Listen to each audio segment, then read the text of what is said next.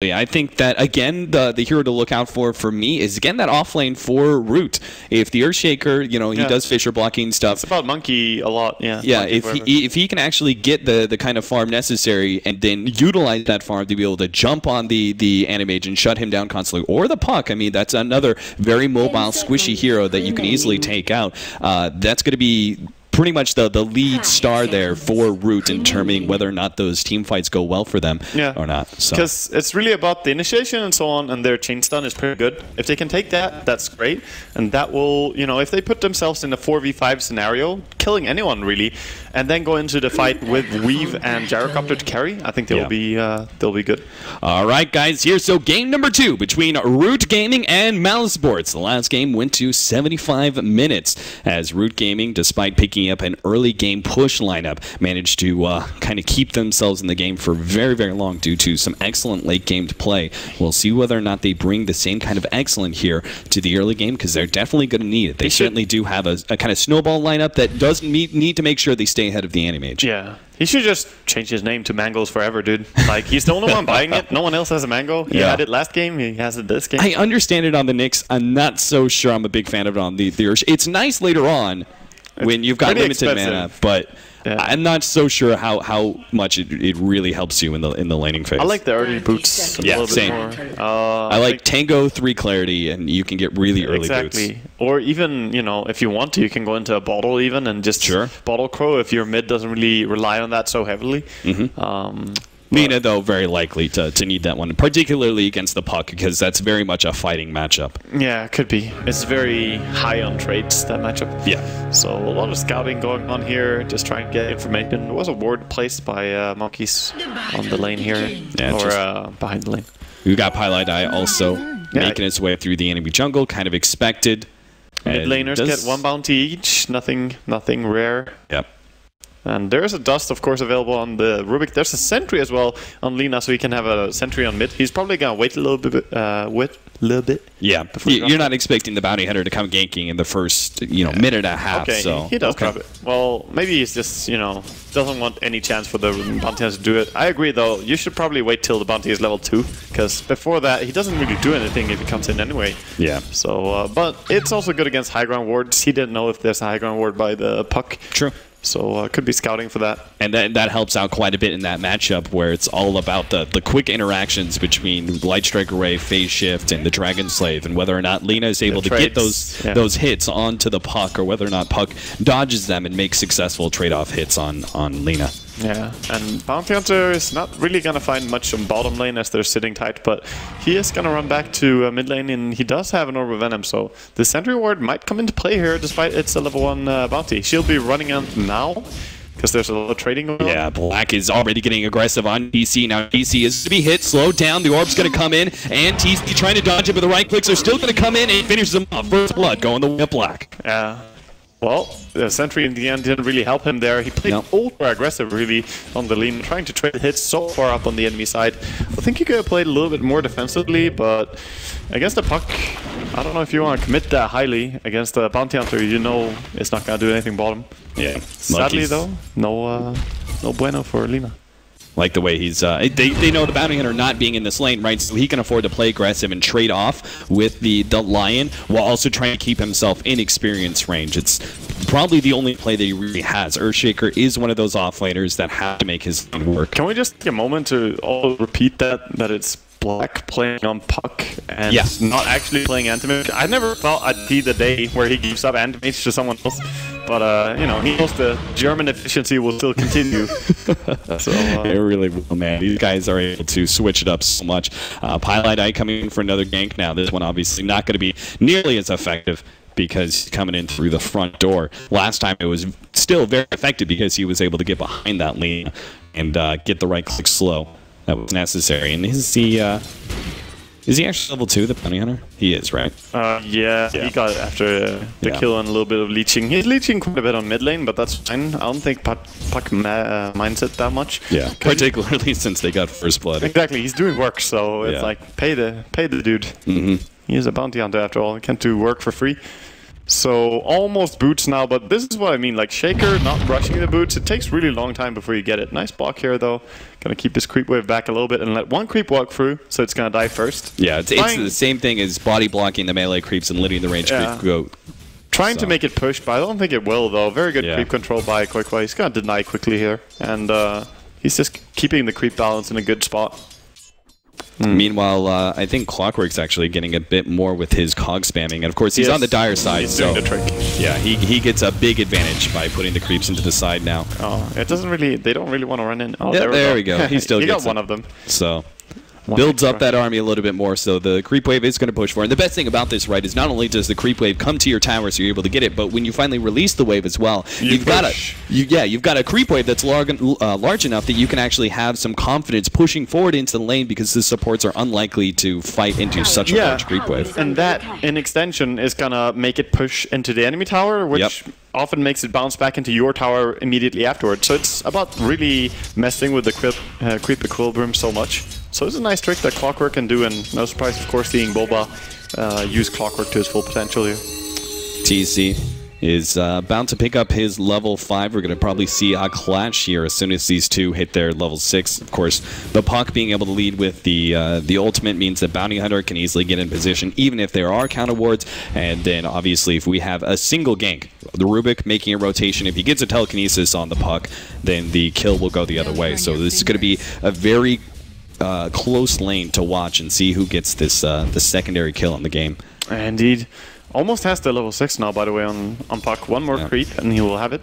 So if he doesn't get denied by Lino and haste and level 6 is a really good combination. But look at the Rubik, he's already here. Yeah. Ready to defend this. But can he actually, is he actually going to be able to save TC? I think so. Even if they make the initiation, they might just be able to pop TC despite if he can allow TC to get some bottle charges off between with the telekinesis and the stun that it brings, then maybe he can save him. Else, well, they forced out another sentry, and of course Bounty Hunter is like, yeah, good, I forced that, I'm gonna go up here. Also, any bets on how many couriers Pilot Eye is gonna kill?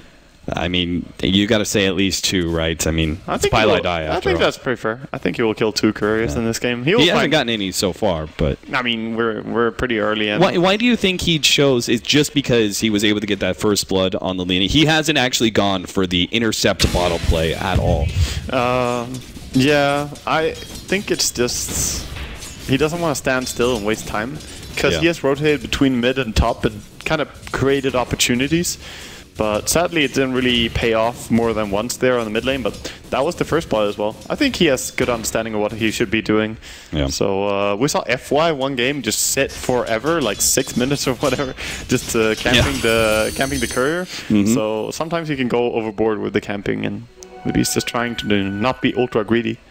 By the way, Pilot die is dangerous. Yeah, if they can actually slow him down enough, that Boba closes the ranks here. Fun is helping out Fluff a bit, but the cogs, actually the pushback rather than the draw in. That's like, so hard to get that. The cogs actually shut out the hasted Puck, who could have caught up there to ulti. So not great by Boba this time, but of course there wasn't that much slow coming in from the Bounty Hunter. I like this second ward placement into the enemy jungle of Root. They now have the magic bush warded, so it's going to be blocking out both the pull camp as well as the hard camp. But this is about the time that you really start aggressively stacking up that hard camp because the gyrocopter is obviously capable of farming it up. Yeah, and for Lina as well. You stack both the hard camps very quickly if you're Radiant here. Oh, we see Pilot Eye messing again. Yeah, shouldn't really be a kill, but more like being a pain in the ass here. Yeah, if anything, he overextends himself. Lina could go over to the side. Monkeys Forever is going to die in the top lane here. So their second kill is picked up by MOUZ. Monkeys, he had to get experience eventually. This is kind of the hard thing, right? If you don't manage to get good fish blocks, especially when you're playing up against a team that knows how to use the creep equilibrium to their favor, they keep the lane from pushing in, you got to get aggressive eventually. You just can't sit there at level 2 for the rest of your life. He was really far out though. I think he could have just aggro pulled. He was like kind of fighting there. I think he was way too aggressive. Oh, that is big. Telekinesis, makes the jump anyway. Unfortunately, the telekinesis, but at bottom lane, they do get the clockwork. Now, Pilot Eye sitting on the side here with the TP, and they can actually get this kill quite easily. Sure enough, Black managed to get the coil. They finish up the kill on the gyrocopter. Nice TP away, though. Fun is going to be able to survive The coil snaps him, but he does obviously live inside the fountain. Yeah, he had a grave, so he will be fine. But, very good read by Fun. I just want to say real quickly that I see so many signature heroes. If like it's still a melee initiator, but if you replace like the Earthshaker with Axe, like that's Monkeys Forever, an old teammate of mine. Same goes with Fun. He's an insane Axe player. He loves playing Axe so much. And then Fun is incredibly good on very defensive style heroes such as Shadow Demon and Dazzle. Yeah. So look for some really clutch Dazzle plays this game. Yeah, we'll have to keep an eye open. I think they still, like in this early laning stage, they're kind of suffering Root because they're not getting the core items that they want. They don't have boots still on the Earthshaker. You went for the Soul Ring first, of course. And wow, they actually have quite a bit of stack here despite the magic push forward. I guess it was dropped a little bit late. Yeah. Because they had the other one first and there was a lot of stacking being done early on. At least Pilot Eye sat around for quite a bit of that experience, so he's level 4.5. He's just gonna be here like, hey, farming, very nice. Yeah, and he's got his arcane boots as well, which means he has the mana sustain to be able to constantly spam out that invis. I like the mana boots on Bounty Hunter quite a bit. It's not bad at all in this current patch. And if you get to the Guardian Greaves at some point, if you want to, on your Bounty Hunter, it's not bad. We see it occasionally. Rave actually do it quite a bit on their offlane Bounty Hunter. Because Bounty Hunter is a hero that is starved for quite a long time, and then suddenly he just kicks back in gold. If you win like 1 or 2 fights, you suddenly have so much money and you don't know what to spend it on. Then Guardian Greaves could be a great item. Pretty expensive, but great value as well. Yeah, particularly since you're running as a 4-position Bounty Hunter, you aren't likely to be building into any real damage. We used to see from offlane Bounty Hunters, Monkeys Forever. He's trying to soak some experience here in this middle lane, but caught by Pilot Eye, but the instant Shallow Grave comes out from Fun. Will keep Monkeys Forever alive for the time being. Oh my god, he snaps it anyway. Yeah. He did actually snap it. Jesus. I don't know what to say about that. Yeah, I mean, at the very least, you got to force the puck to come out and try and get you for the kill, but unfortunately, he just suicides there. Monkeys snaps his own neck. Didn't actually buy an item before he died as well, so kind of misplaying, but he did get his boots afterwards, after he died. He just lost like 120 gold, so it's fine. Not the biggest deal. Which means Arlena was, what, I guess he was taking out that rune at the bottom lane. Battle Fury's almost she was done. pushing the bottom tower with him, and now she has the haste as well. And yeah, Battle Fury is going to be finished at a very fast timing here, as he was even allowed to get kills. But more importantly, look at the gold on Puck. Like, he's a mid laner, and he's keeping up with a free farming anti-mage. And he's got that bounty rune in the pocket, so he's actually ahead of the anti-mage right now if he pops that bounty rune. Once again, man, it's the German efficiency. They just find farm on every lane. He's actually out farming anti-mage now. Bring it on. Yeah, stun goes out, Black phase shifts it pretty easily. They are going to try and go for the Yule Scepter onto Lina. Obviously, the kill power there on both the... Well, not the Puck, right, because you can phase shift, but the Anti-Mage being able to single him out and easily land the Light Strike Array. If you actually get ahead on the Lina, Anti-Mage is almost food for you, because once you get that Aghanim Scepter, you can just blow him up every single time thanks to all that pure damage. But you have to actually be far enough ahead that your magic nukes are enough to kill him in the early game. Yes. And the problem is we don't see that Lina being far enough ahead, and our Anti-Mage is certainly far enough ahead. Oh, TC actually going to be able to get this stun on Way 2. Looks like an easy kill here for Root.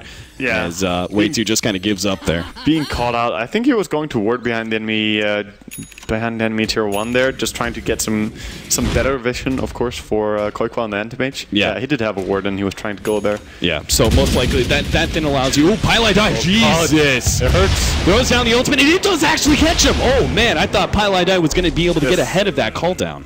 Yeah, the sentry as well, mid lane helping out there. Yep. So no way for him to go invis or disjoint any of the tower attacks. Mm-hmm. That's a power of Gyrocopter, dude. You don't want to run close to him, even for a second. Root now going to try and push down that next tower, TC.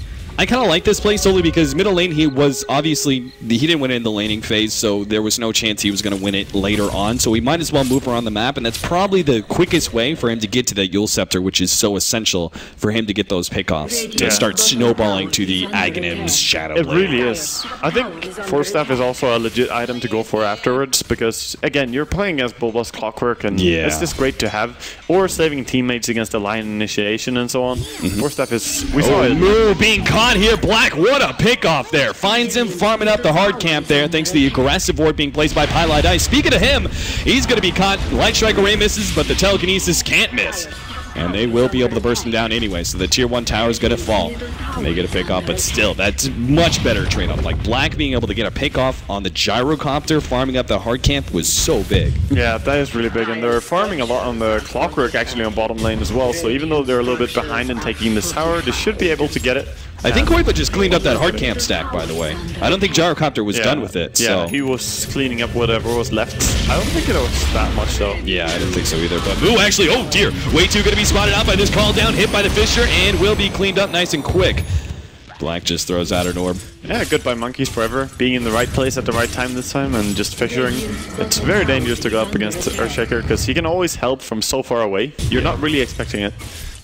But this is already starting to look pretty good for MOUZ, and we're in a similar spot to last game where I will say MOUZ have clearly a stronger late game. Like if you get Abyssal Blade onto your anti-mage, maybe not as clear-cut in this game. Sure. As last game, but still I would heavily favor them if we go late.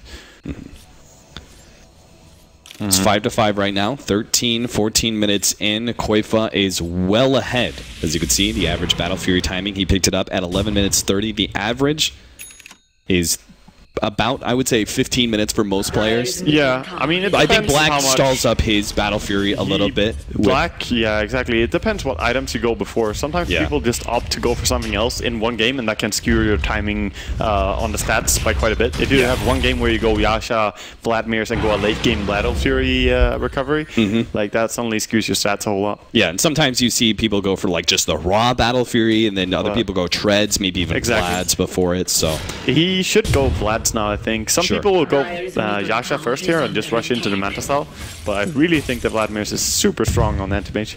So smoke up. They actually rotate around behind the tier 1 tower to see if they can get a pick off, but no one's home. Mousesports abandoned that tier 1 tower to its fate, and really there's no need for them to fight, right? This is the most critical point. Oh, Wacko Slam actually misses there. Black manages to blink away the Fisher, also not doing the trick. Black manages to jump to his orb in time. I mean, Black is pretty elusive, but he also kind of missed his Fisher when he was there. Oh, nice. They might be able to catch out the bounty. Yeah, Pylon Die going to be blown up right away. Koifa threatening the blink forward, but instead just takes the tower. MOUZ, he calls down, will be able to land on Bulba. Bulba gets the Cog pushback, though, onto MOUZ. They just try and get some flat cannon shots on him, but Black is away to safety, so he's putting pressure on that tier 1 tower. He's almost taken it already. In fact, I believe Bulba almost has his blade now by this point. We talked about how effective that is versus Gyrocopter if you get it before his BKB. He's really close. He will have it before quite a few core items, and it's a Sanch Yasha rush on Gyrocopter, so he will have it before the BKB. Yeah. Dagon now finished up on this Puck, so Puck actually pretty damn strong. He has Blink, Dagon before minute 16. That increases your pickoff potential by quite a bit, especially against heroes like this. And you were talking about how we should look out for the Graves and so on, big plays from Dazzle. Well, it becomes a lot more difficult when there's burst damage like this. Yeah, exactly. So you have to be even more on your toes. And you mentioned in the draft, you're basically, it's kind of the joke, we're running 4 support heroes, right? Because both Earthshaker and Lina can be supports. MOUZ going to be caught out here. Hookshot catches him. The orb on the other side. A well-executed gank from Mousesports as they make an incursion into the enemy jungle and just sandwich the Gyrocopter. Yeah, everything.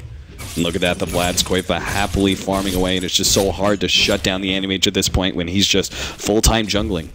He's looking to have a very good, like maybe even a 22-minute timing or something on his Manta style after Vladimir's, if he keeps going at this pace.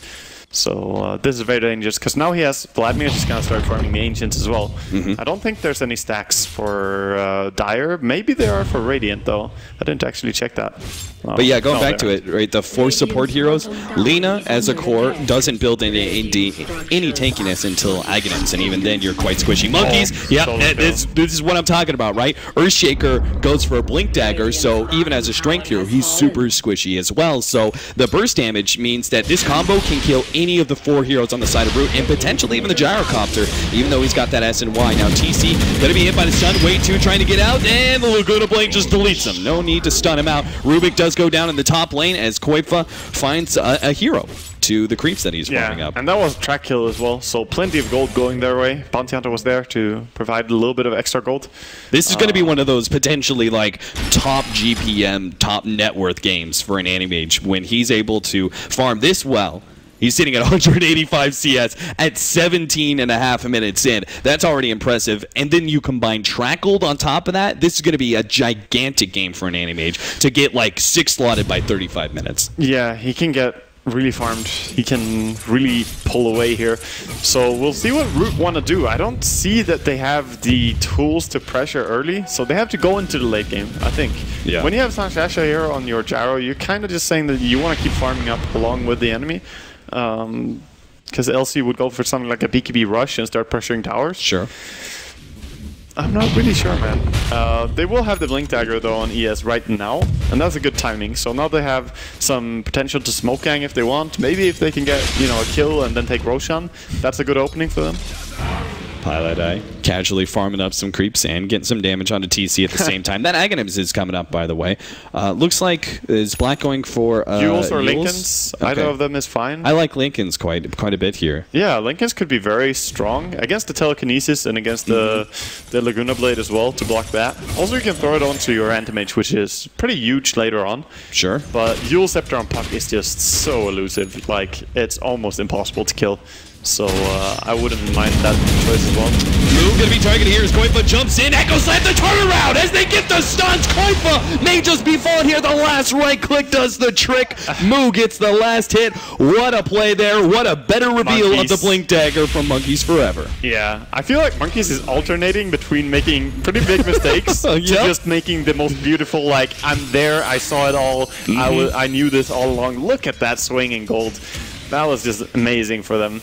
And getting instant payoff on your Blink Dagger not only is great for your team, but also propels you towards your 4-staff as well. Yeah, so exactly. He's halfway to 4-staff already. He just picked up his Blink. Yeah, particularly when you go for the Soul Ring straight Blink Dagger build because you have no... oh, maybe they can catch this. Yeah, maybe. Blink forward. Oh, Fluff managed to steal that Blink, and now we'll be able to get the chain stun onto Black. Another huge pickoff. Oh. Unstoppable streak going to Fun for an extra 712 gold. It is so terrifying going up against a Rubik who stole level 4 Blink. Yeah, like, it really is.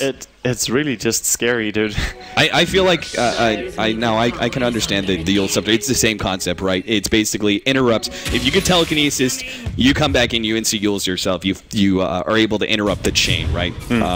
But I just feel like the effectiveness of the Lincolns, maybe just to stop that initial stun, maybe better. Oh, this could be huge. Light Strike Array does land. Telekinesis, no, way to actually intercepts the chain stun, but they still get the Fisher holding Koifa in. Can they get this down? Battle Void blows up the Lena, gets the Rubik on the side as well, and now Monkeys Forever, he manages to blink himself away at least, but they tried to go for that smoke pickoff on the Animage and are very unsuccessful. MOUZ now without the BKB, left very susceptible to Black and his coil. They should be able to get this kill. They throw out the Shallow Grave, but they're just kiting around MOUZ, trading off the damage bit by bit, making sure no one dies to him.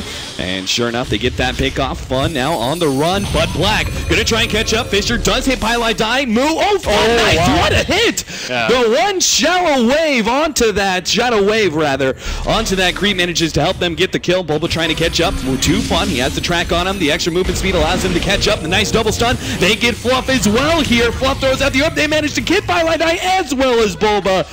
Wow, what is going on right now? That's actually a decent turnaround there, but all the meanwhile, man, Koifa just farming away. MOUZ is winning heavily on this trade, though, because that was two track kills for them, I believe, and they were free farming Anti-Mage meanwhile, so it was pretty big for them. Yeah. Still, Root taking the fight to their enemy, they kind of have to. If they just sit back, I don't think that's the winning play. So you have to try for something. Gyrocopter being caught out mid, they have to react to that. They tried to keep him alive, but of course when Clockwork hooked him in there, or walked in there and cogged him with the battery assault, you're not TPing out from that one. Yeah. 13 to 14, 22 minutes in. We've got a Battle Fury Vlad's. Yeah, Yasha, soon to be. He will have it exactly on 22, actually. So he has it now if he wants to buy it. Of course, the courier has to go to the secret shop now to buy his ultimate orb. Or he can go to the side shop with this hero. Pilot Eye scouting out some heroes that. How's that Aghanim Scepter going for the Lena? Is it up yet? Okay, it is. She has it. No, it wasn't up there for the Animage pickoff, though, right? No, it wasn't. That would have made such a huge difference, the pure damage coming into play against an Animage. Yeah, he was also interrupted a whole lot there. Oh, man. The Fluff turns around, blind smokes, Pilot Eye with the Blink Dagger able to get himself enough distance away. Like, Blink Dagger on Bounty Hunter is so amazing. Yeah. It just allows you to keep track of the enemy literally and then run around like this. It's just so good for him. And plus, it's even better now with the change-up of Shuriken, increased damage but lower range. Now you have even more incentive to be able to get in, closer distance with the enemy. Yeah. Well, now they're in a tough spot, because as soon as the Anti-Mage finishes Manta Style, that's when he becomes relevant. Of course, he managed to get a great slam with his Mana Void in the previous fight without having the Manta up. Oh, monkeys, can you do it again? This could be huge. But no, they actually spot him out with the ward there. They will jump on the monkeys forever. The Cogs not helping out so much, but bo2 still manages to get the Force Staff to get the kill. At the same time, they do lose Pylai Die, so it goes from a simple pick-off on an Earthshaker, little bit of misplays there. They still get it, but slowly tracking everyone up though, and Puck, he really wants to get in on some of these kills. Yeah, and that's such a clutch area.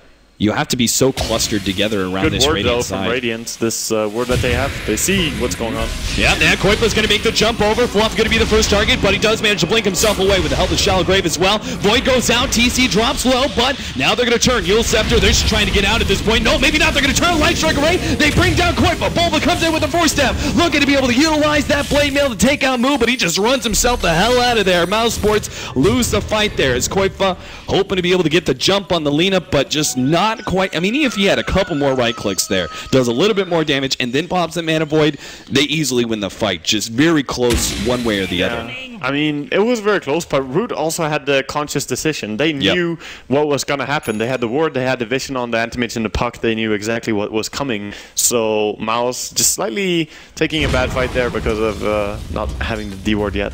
And this is also a thing, right? The Manta allows the Anti-Mage to be relevant, but you also don't want to be the first hero in because you're still relatively squishy most of the time. Yeah, you normally want to see the Clockwork hook in and then follow up with the Puck as well to grab people for the Anti-Mage. Yeah.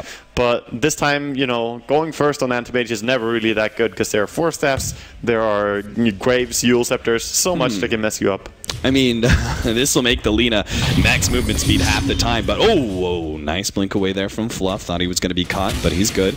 The block off from Monkeys Forever will allow MOUZ as well as TC to right-click that Roshan for free, but you could see Mousesports are definitely going to center up to defend this one. Root always have such slow Roshan heroes. They have Gyrocopter, yeah, they really do. Tickling down Roshan slowly. MOUZ actually getting bashed up by Roshan. They're going to take their jump here. Stun onto MOUZ, bringing him quite low. Looks like they're just giving him up. Oh, Clockwork actually, holy cow! A 3-man hook shot locked into the Cogs, but bo2 now going to be telekinesis up. Looks like Fun just waiting out the Cogs. He's going to be the target of bo2. Running him down, should be able to get this kill. And TP out. They have the stun. Yule Scepter out from Black will actually be able to hold him in. Fisher being laid out. They're trying to help Fun out, but there's just no way he gets away from this one. Oh, wow. Fluff, blink for blink. That was some #intentional hook. I think he actually didn't have any vision up on the high ground there. He didn't see them. It just I don't think so. So, he didn't have Bounty Hunter there either. It just kind of happened. It was perfectly timed, though. They were all stacked up for it, so great fight for MOUZ. And of course, if they did have vision somehow, then it was even better play. But I think it was just a freak accident that turned out to be great. And this will mean Roshan going the way of Mousesports. So they don't even have to wait on the next item of the Anti-Mage. He can now be the first one into the fight off of the Aegis. Yeah, he can. And you don't really want to focus him. You don't want to burn your spells on Aegis Anti-Mage. He comes back and he can just chase you down. Oh, Nuggets forever blinks away, but the hook still catches him. Force Staff out of the Cogs and call down laid out. bo2 is probably going to die here. The Cogs push back and bo2 might actually survive. They've got to blink on Fluff, though. I don't think bo2's getting out. He's going down. Yeah. He's saying his prayers right now. But that's still a lot of people being grouped up and forced to one position on the map. And Anti-Mage is going to take advantage of that, just pushing out the sides. Of course, farming the enemy Ancient's always a very good thing against Gyrocopter as the Anti-Mage. 50% net worth lead over the second place hero, the Lina, right now. Or not 50%. Is that 33%? Yeah. I think it's more like 37, I reckon. You're going to break it down for me? No, not really. I'm not luminous. 70-17, Fluff now. Instant pickoff, 17-18. Yeah, okay. What do we go for next for Qualifier, by the way?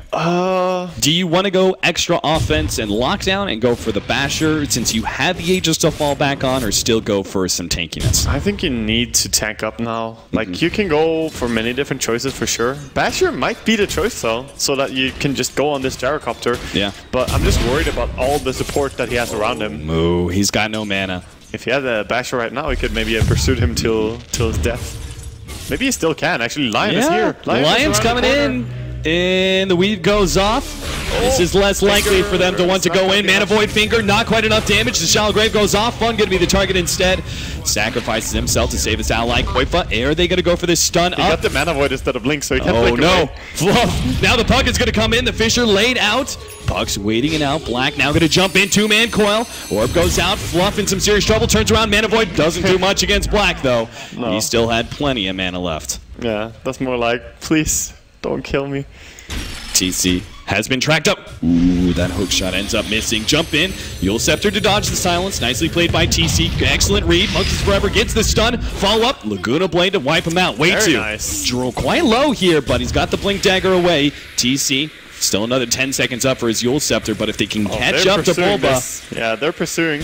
They want to. They don't have Blink, as you said, on Lina here. Oh, the Fisher actually will stop up way too, completely blocking him out. The missile will make sure he ends up dying. 1 turns to 2 as Root managed to find a couple of pickoffs there still. The Fisher on the Puck was so good. He blinked into Fog of War from the Puck's perspective and then Fishered him from there because he had Yule Scepter and Phase Shift available on Puck. If he knew that something was coming, he could have dodged it. But Fisher is a long-range spell, dude. It's very, very hard to foresee this. Now, these sort of fights will allow them to take some Tier 2 towers. Oh, okay, BKB. Kind of necessary against the Yule's Light Strike array of Lina, right? Guaranteed stun. Probably the better way to tank up than Heart, I think, is just a BKB, because it's effective tank. You can like tank and deal damage. Echo Slam, they just trying to lock in Bulba, and they are successful. TC throws out another Laguna Blade. He's picking up the kills left, right, and center. He's got a BKB for himself. Such an even game. Like, yeah, it's the games that I cast on the Chinese games were actually so one-sided, many of them. But this series has already been really good, and no matter how this game finishes, we have seen some even performances. But 19,500 gold on, or net worth, I should say, on Anti-Mage. He's really starting to pull ahead. But Lina is always a good solution to Anti-Mage, though. That pure damage helps you bring him down. The Gyrocopter, Butterfly as his next item, as Qualifier probably going to go for Basher Abyssal. So, you know, he won't have that MKB. You don't really want to go MKB on Anti-Mage, right? There we go again, stun from the Fog of War, but this time no real way to follow up as the Aegis is still online. You don't want to burn too much against that. Gem. Nice gem pickup from Pylai Dai. Yeah, he's still at 700 max HP. It's really funny. So squishy. Yeah. It doesn't matter. Is it worth it for, do you think they should have invested into a gem on the side of Root by now? I think it's the time when both teams need a gem, but when one team picks it up, you might just want to take a team fight and see if you can steal it, instead of just buying your own and then, you know, whoever wins the next team fight has 2 of them. See, I was thinking of the exact opposite, where you maybe invest into the gem now to not only get the bounty hunter, but take away his gem and make sure that you have some vision up. From then on out. It's a possibility. Either way, they need a gem, so it's what I'm thinking is either they smoke gang, take a fight, and maybe manage to get this. Because if you smoke out and you run into the bounty hunter, your dust is your smoke is gonna break. You can dust immediately and kill him.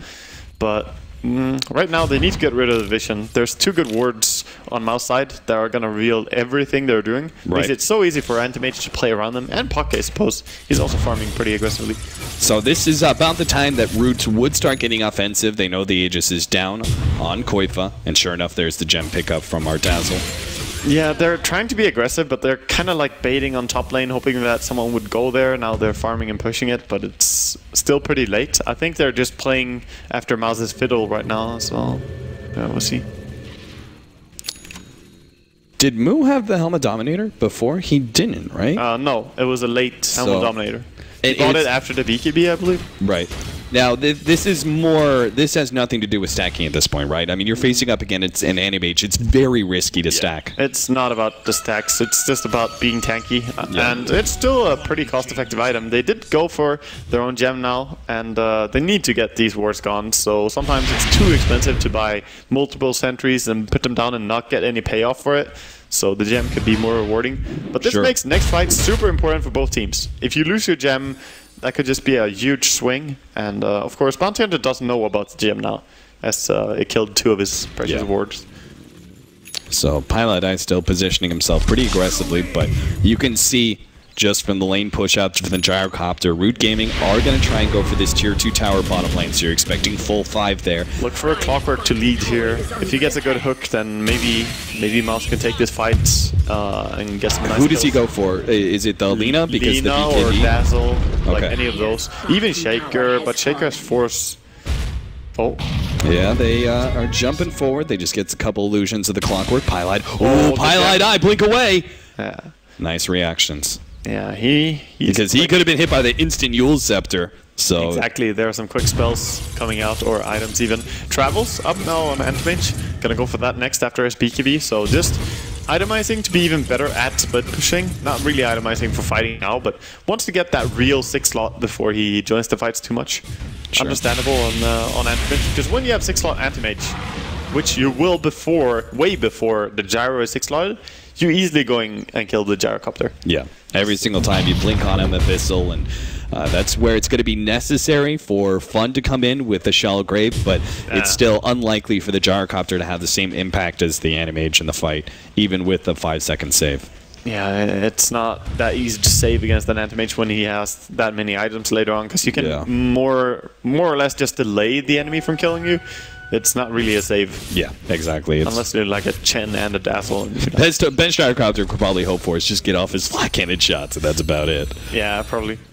But right now, it seems that Root are still just trying to find any opening here to get kills. They do see them far away with the smoke. Oh, jump in, Echo Slam on 2! Monkeys Forever locks them both down and delete 1, 2, 3. 22-20 now, and they get the gem. That's a very huge pickoff for Root, and now they can be on the offensive to start taking away the wards. And Koifa's not going to feel as good about his split pushing measures that he's taking. Because if they got no vision, it's... I felt it had to be through the smoke as well, and they got the Dream there. When you go, it's daytime for one, so they have really good vision. Smoke doesn't break even close to your max vision during nighttime. So they can just jump in with Shaker there and getting a good payoff as well. Bounty Hunter, maybe not the highest reward kill, but Puck, such a good target. Certainly. But Antimage, he's like, team is feed. I'm gonna just keep blinking around and farming. It's fine, I don't care about you guys. Fluff. He'll spot out Koifa here.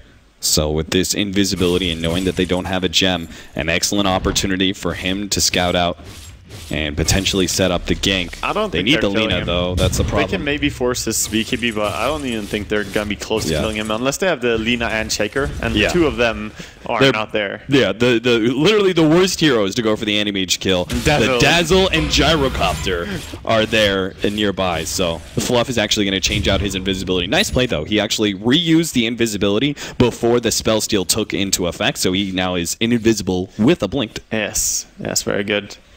Try hard Rubik players. Rubik's so popular lately. It's fun to watch though. I never tire of watching Rubik because it's never really the same, right? Those rare games where you get an Aghanim's Rubik, so much fun. It's like the Aghanims in Invoker. So many spells to cast. More like the level 25 on Invoker actually. It's like that's the rare thing. Aghanims is one thing, you can have it, but it's just not as impressive when you don't have levels. Well, Root invading the enemy jungle quite a bit here as they don't really have any vision from MOUZ to worry about. So they're gems now. They should know the Abyssal's coming up now. He's the Relic already up on these illusions and... Well, that's gonna be dangerous because then he can kill even the Shaker, who has his Force Staff and you know previously just blinked, forced away and then ran away.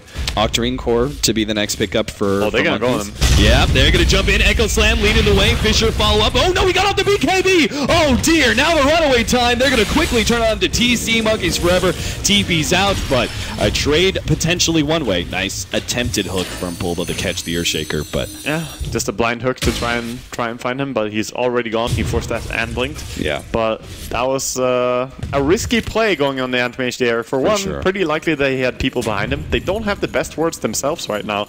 They have one that they just put down. Net worth higher right now than he was at the end of last game. Yeah. He had less than 7,000 net worth last game? Yes, actually. Damn. I mean, he was poor, dude. Rough times. He was really poor. There's the... Not that he cared, though. He uses poverty and death. He takes it. The Basher coming in with the Abyssal now. And with an Aegis, this will probably be about uphill pushing time for MOUZ. Yeah. Because they don't want this game to stall up late in the Gyrocopter to start catching up. Exactly, because Root actually get very relevant again towards the late game. You have Lina, who hits really hard. Shaker, who is great late game. Disables are worth more and more the later into the game you go. Is one mentality that I have at least. And Shaker is a great one to have. Just kiting the market for so long. It does so much damage. Does Gyro actually have maxed out? He does. That was maxed. Yeah, that had to be, right? Yeah, it dealt tons of damage. Half of his HP, easy. He has the Satanic now. Yep, he picked it up when that terrible fight happened at top lane where they went for the pickoff. Mixed hook shot.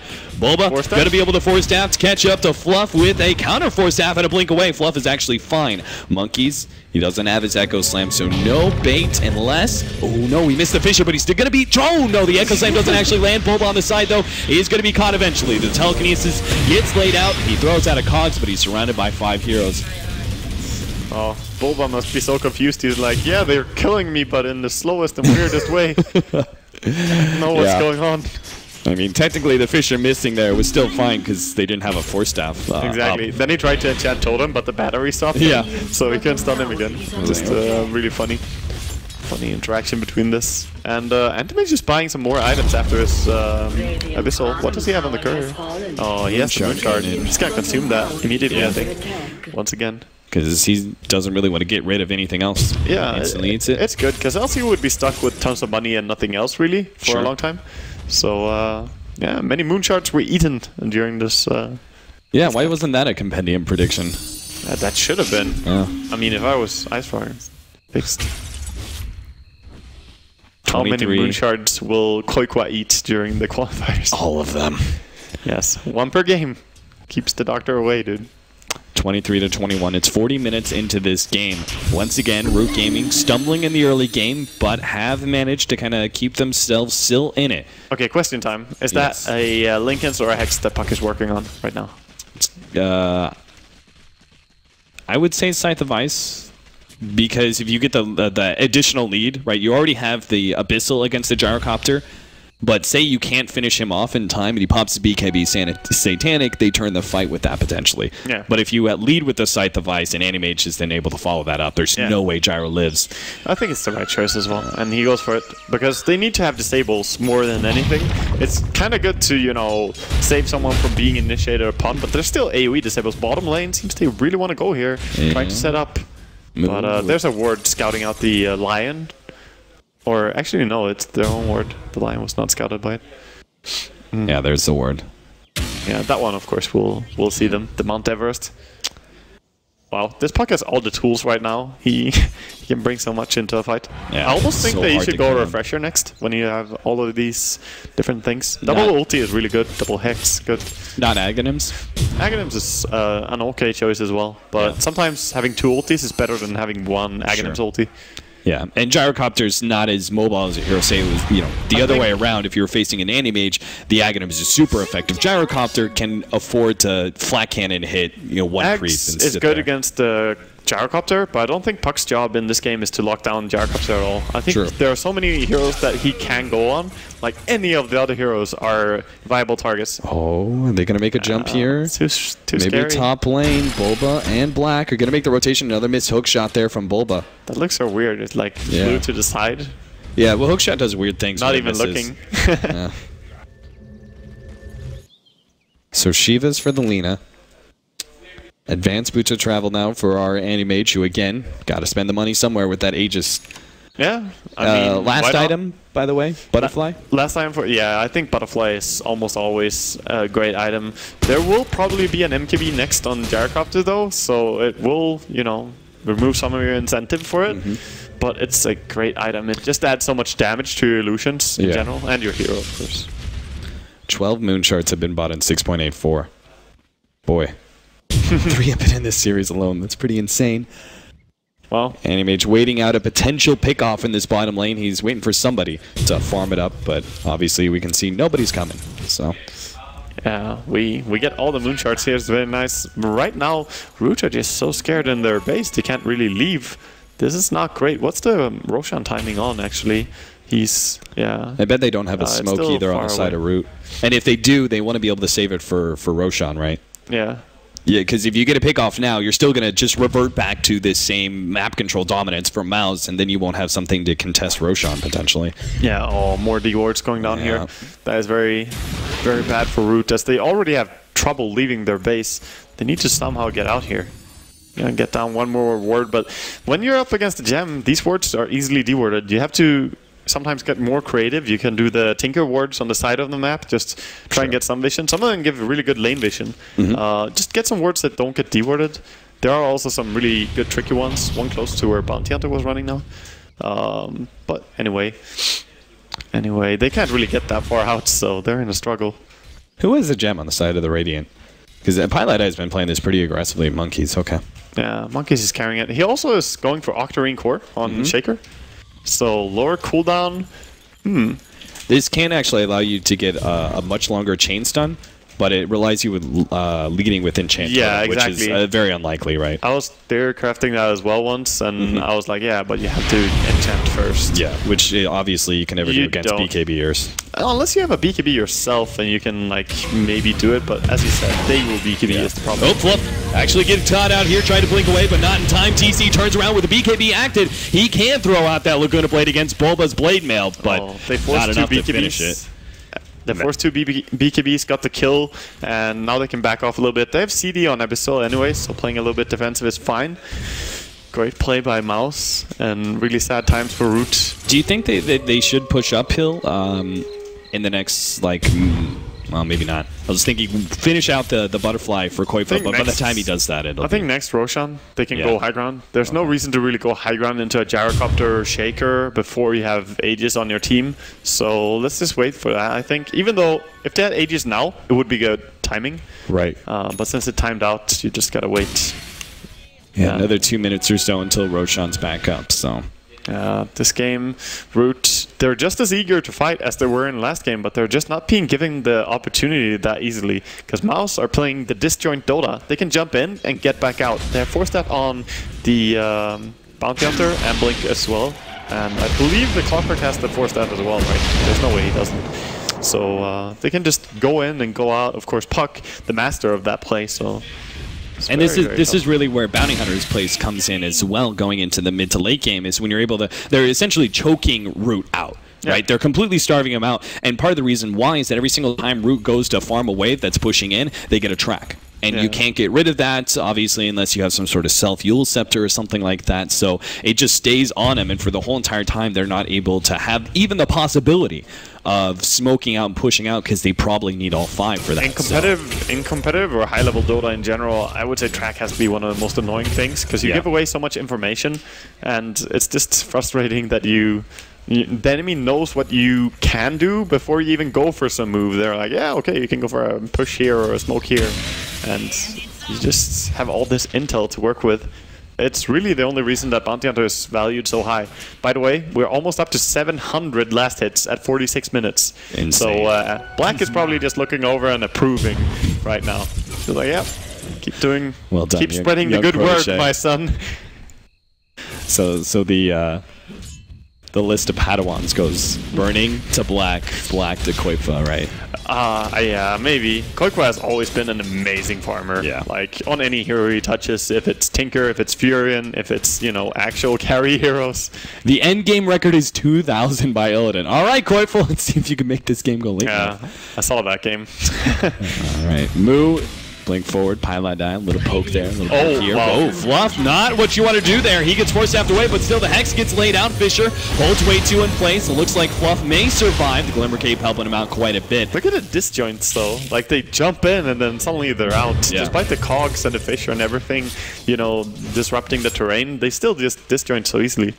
Luckily, this time, though, no BKB was forced. No animals were harmed. And Root just gonna be fine farming up a little bit more. They almost have the MK on Gyrocopter now.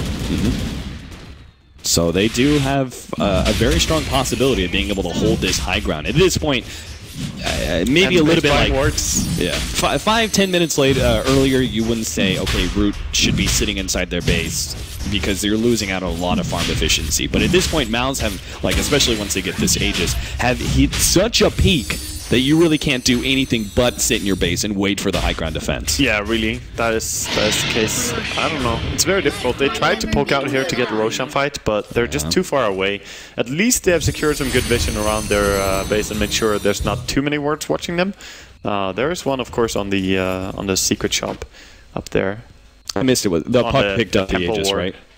I believe so, yeah. Yeah, okay. So Puck gets the Aegis. You have a cheese on Pylai Die. Just hold on to that one. Boots of Travel now for the Puck as well. They can start itemizing on their supports a lot, because the Anti-Mage is going to buy all the wards from now on. Anti-Mage has all the gold he needs anyway. He has buyback and 6 slots, so... Yeah, and you got way2 who can farm up an Aghanim Scepter.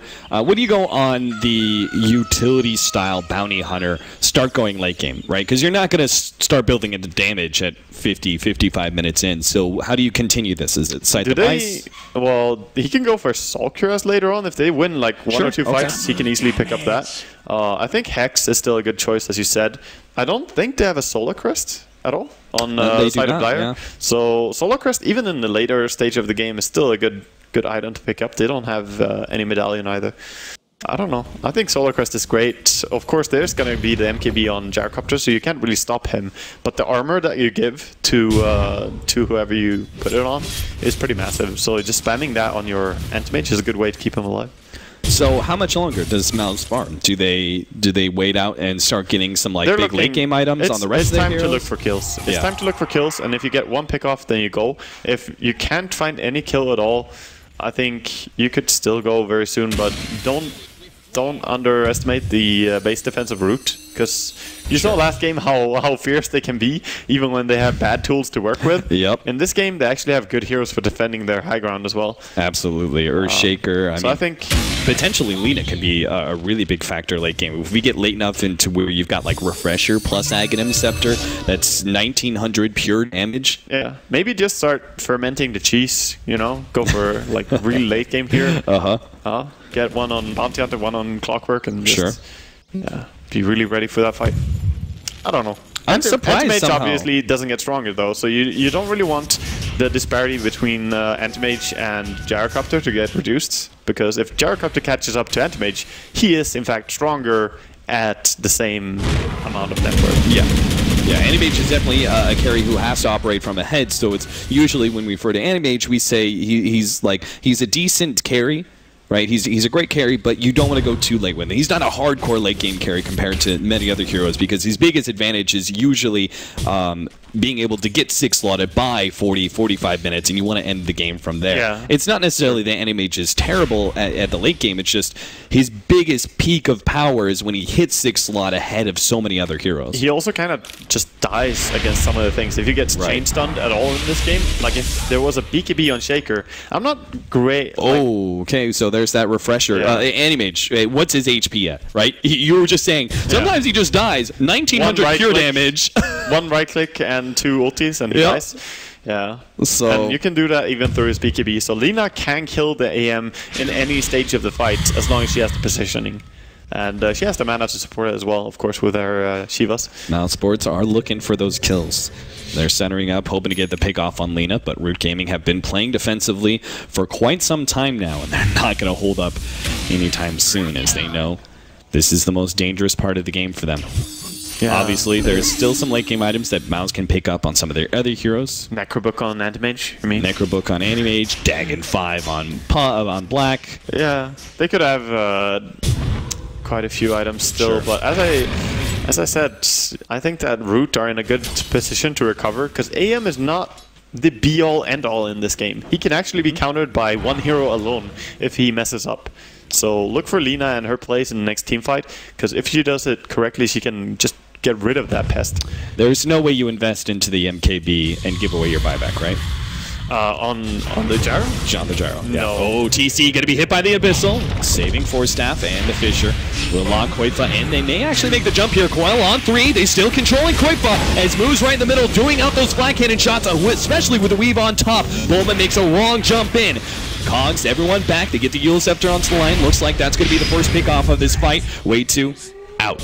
And the rest of Mousesports realizing that their failed initiation there. Really good response from Root. They were ready this last 10 minutes. They've been ready for an initiation like that, knowing they needed to save heroes. Black does manage to get away. Pylon Dyke telekinesis up, but Anti-Mage going in deep here and going up against MOUZ, but the Shallow Grave comes into time. Saves MOUZ. Can he actually get away from these illusions? He is just good. Quaifa gonna be hit by the Enchant Totem. Echo Slam, hold him to min, and the right click. No! 68 HP. The Fissure comes out though. They manage to get the kill. Pylon Dyke trying to go for fun. Eul Scepter up. TC Force Staff away, but dear God, he died from like full HP. He literally was full HP. Who needs a landline strike array? Am I right? Yeah, that max HP on Bounty Hunter is not great. Wow, that was so good for Root. I was amazed in the first fight that they had on top lane there that they managed to turn it, because they had some really like terrible positioning for a while, but they were just so strong. But like their 5-man and base defense is great. And yeah, finding the AM kill. Octarine Core now online. I would, as I said, would have preferred the BKB on Shaker, so he is uninterruptible in a team fight. But this is still a fine choice. So I don't. The idea being that it's more important for you to get that one big Echo Slam and make sure that's not interrupted, rather than have multiple Echo Slams over time, right? Yeah, I think so. Well, the tankiness still helps him, but you get that from BKB as well. I don't know. I just feel like there's so much to stop the Shaker in this game, if you really want to. But him being tanky might just be enough, because he's hard to bring down. Gyro is hard to bring down. There's a lot of heroes that you just don't kill as MOUZ. Oh man, now it's Root's turn to push uphill here, trying to force out that buyback from Anti-Mage. 20 seconds left. Doesn't look like they're going to be able to. Mousesports will just sack whatever tower damage that comes. They'll get some good damage though. 15 seconds still. If they walk up now and punch, they might get the tier 3 straight up. Yeah, Glyph being forced, and yeah, that's going to be Root backing up. They don't want to stick around for too long. They forced out a Glyph. That's good enough for them. All those fights were taken before he had MKB on Gyrocopter as well, and he has it now. So that's pretty big. Yeah, hookshot is in range. Indication there. Yep, he managed to get Fun. Now, what a Fissure there, separating Boba and Fun. That was some surgical placement there from Fluff.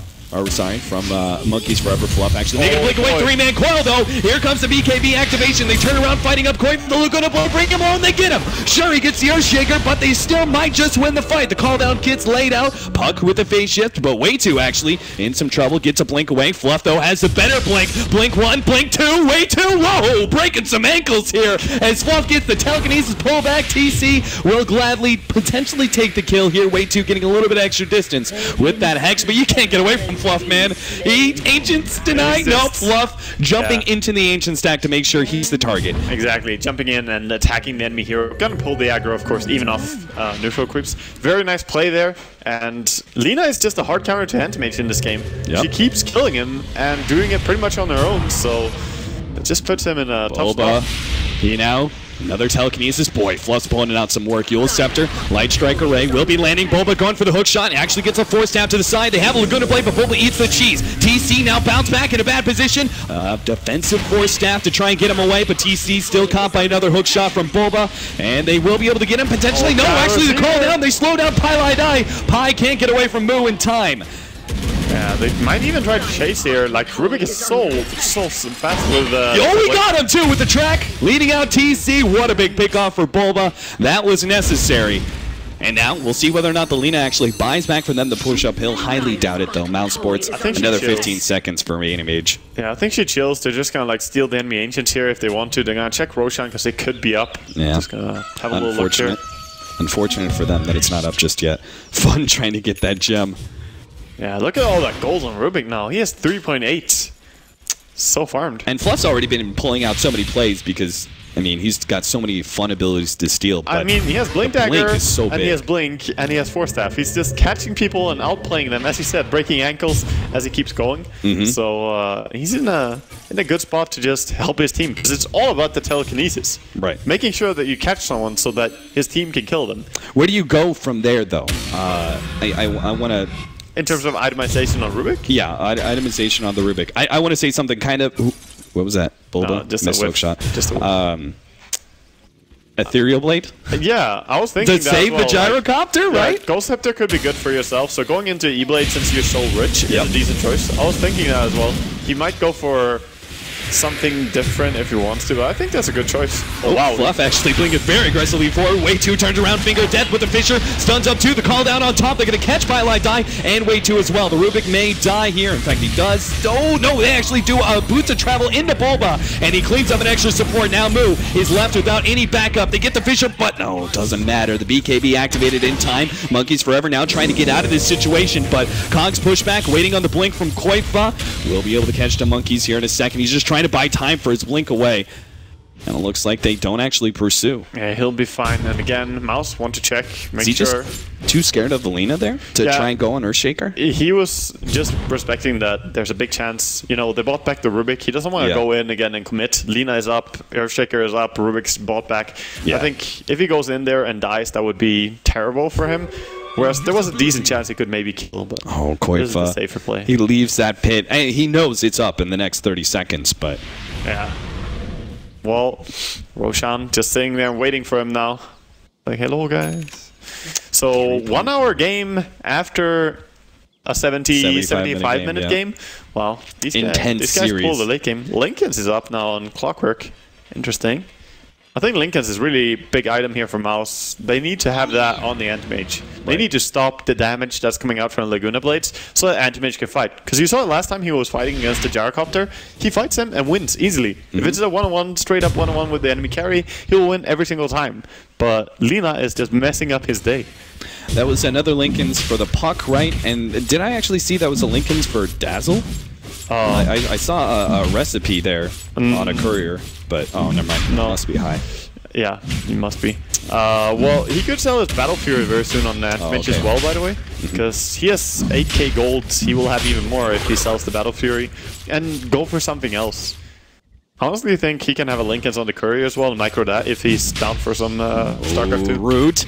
The Roshan may go down, but they're in a bad position if this fight actually occurs around the Roshan pit, but they couldn't get there in time. Monkey's now going to be hit by the hook shot and Force Staffed away. Once again, the Force Staff plays coming in. Lincoln's managed to dodge the Laguna Blade out, and TC actually refreshes now to continue the fight. Fun is caught on the side here. He will immediately go down.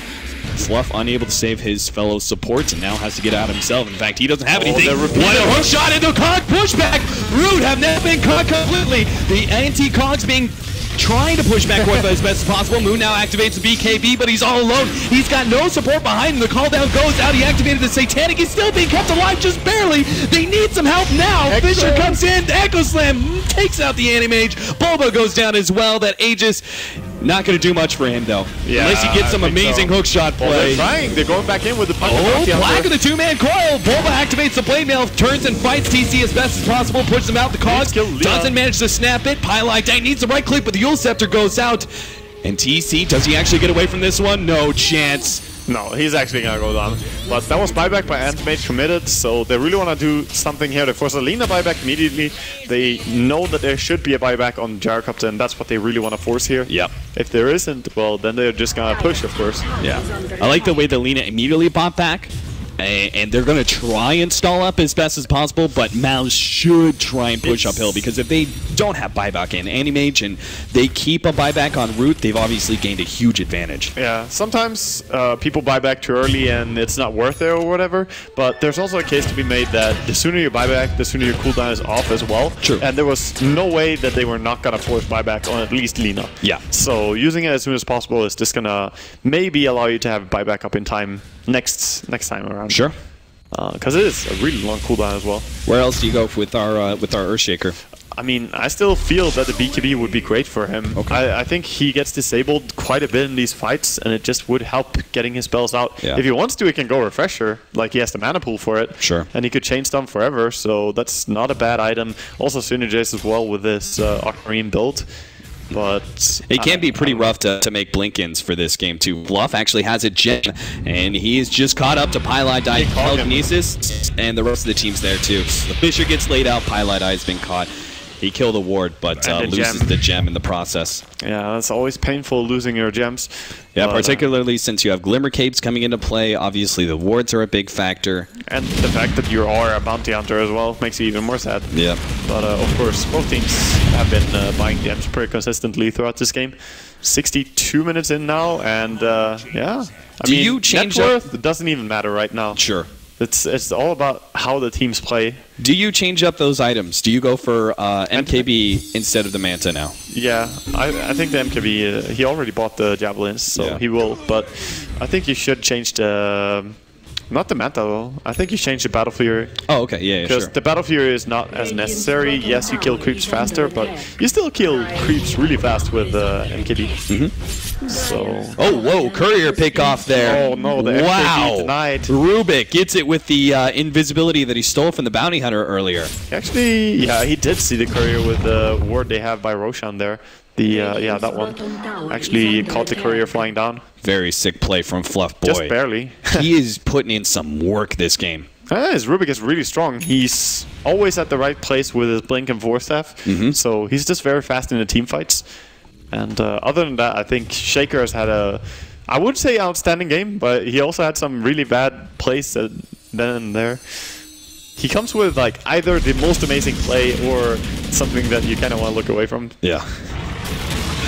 All right, it's 63 minutes in. Root looking for a push uphill. Ooh, Lotus Orb being picked up by our Earthshaker. Oh, that's big. Lord knows there's enough abilities Good out against there. the Hex as well. You can put it on someone after they get hexed, and that way they can't really follow up, and you remove the Hex immediately. Right, and you've or got you do it like this. You've got a large amount of burst damage to be thrown back.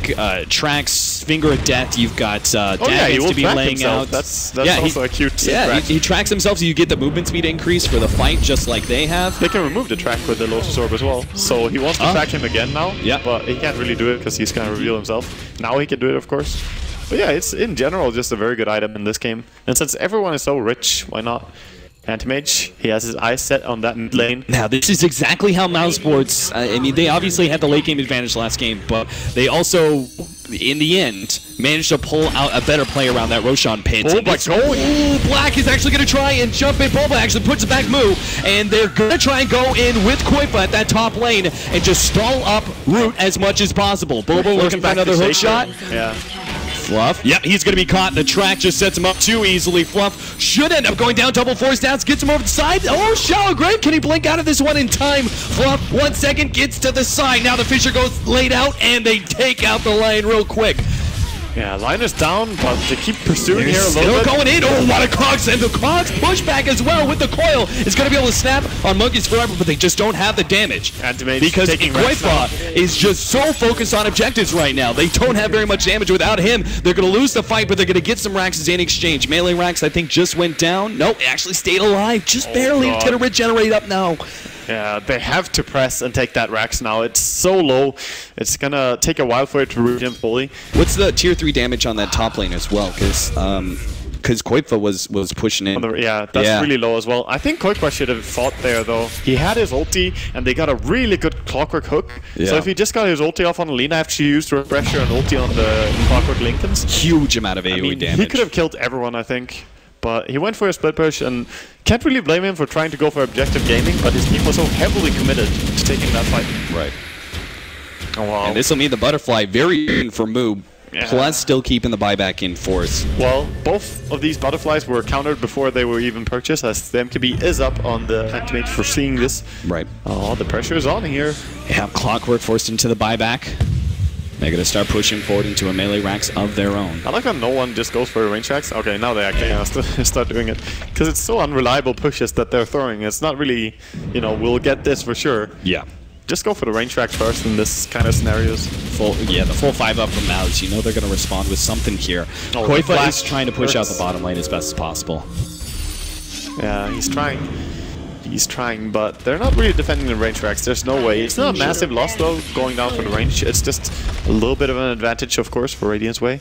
Posting a lot here. Oh, jump in, Echo Slam. They're going to try and lock down Black. A force staff gets in the side, and Bulba with the interception locks 3 in the cogs. What a setup from Bulba, but they still manage to take out the putt. The buyback is immediately there. Koifa jumps in, takes out the Dazzle. TC, Abyssal up, but the counter Abyssal over to Koifa actually stunned him up. Can he actually get TC in time? Telekinesis, Finger of Death takes out the Lina, but still, the Anti-Mage is down for 2 minutes without a buyback, and MOUZ is still looking strong. Yeah, MOUZ doesn't care about anything here. He still has buyback on his own as well, I believe, so he can just keep going. If they want to pressure more, they can feel free. Of course, they did lose the Lina. Might want to just reset here.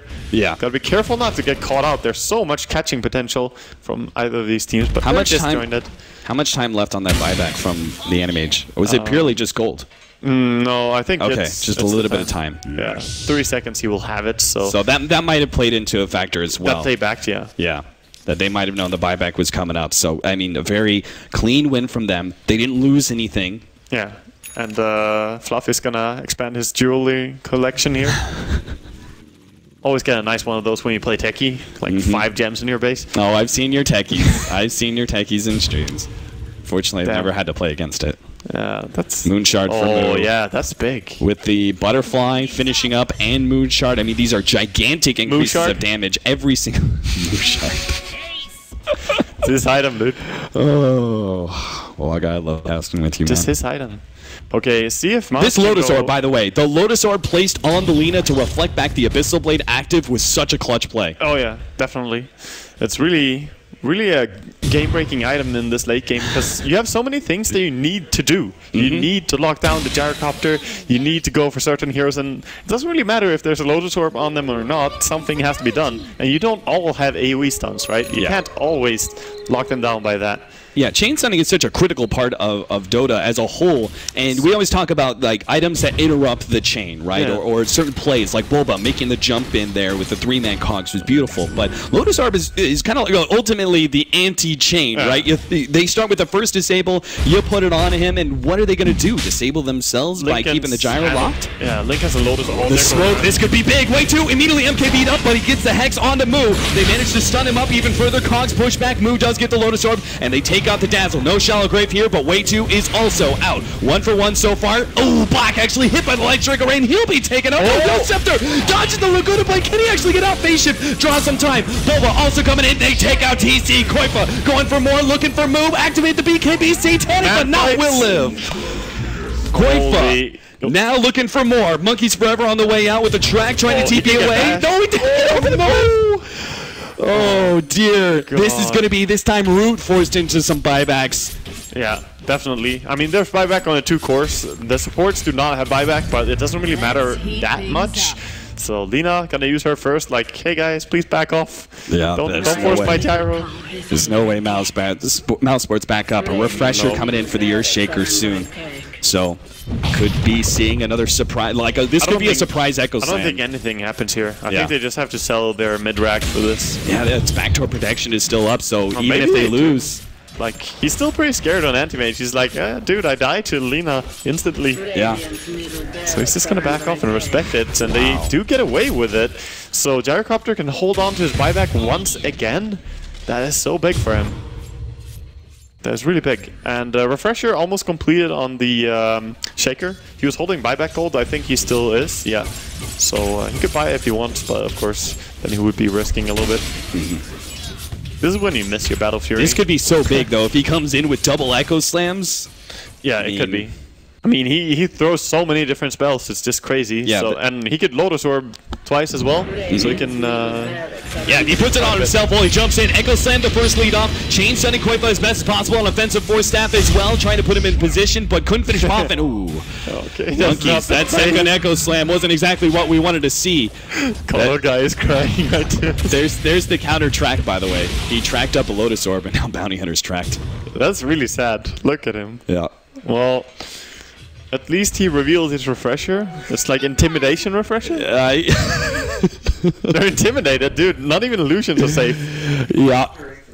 Alright, Roshan. That's a good timing for one of them late game Roshans. Yeah. So that's when Lion and heroes like this, they're starting to look a little bit happy about this. Like, oh, that's like, it's my time now. Every single Roshan was your time. Contesting this though. Root are going to be coming in to call down to lead things off. Ooh, Fisher on 3. This is setting things up quite well. Monkeys Forever, juking and jiving, gets the Abyssal Blade stun. Koifa trying to go for him, but the Glimmer Cape actually keeps him alive. MOUZ actually gets a force staff over the cliff, but Koifa pursues with a Blink Dagger, trying to lock him down, but MOUZ turns and fights with the Telekinesis being locked down on Koifa. The Laguna Boy goes out, and he goes down. 90 seconds, but he has a buyback. Is he going to blow it to try and help contest this fight? Doesn't look like it. Light Strike Array activated. BKB TC might just pick up 2 here while Pylodai running around with Fluff. Looks like Boba. They are going to go for it. The buyback on Koifa as he comes in to fight up against TC. Beautiful Shallow Grave, though, keeps him alive, and they will have enough time to take on Boba. Koifa now locked in. He's got to get out of here, but the Echo Slam locks him down. If he goes down here, break away ahead of the Fisher. Gets stunned up by the poison, and Koifa goes down. Dead for 2 minutes. Boba down for 90 seconds, and this looks like the end of Mousesports. Yeah, this looks like Root this time. They're so fierce going into this late game, and this time they have the tools to deal with it as well. Last game, of course, fighting with shovels or whatever. This game, they actually have a farm gyrocopter and really good Lina as well to hard counter the AM, and there's just not anything you can do. They're trying to like split push racks, but I mean, that's a dream. That's a prayer right there, Black, that somehow he can do anything. They're already talking about something else than this game. So yeah, game is taken after 70. Oh, and our Divine Rapier for the American division. Oh, that's 53 viewers being happy about that Divine Rapier pickup. And some compendium predictions maybe on point now, and there it is. The throne finally goes down.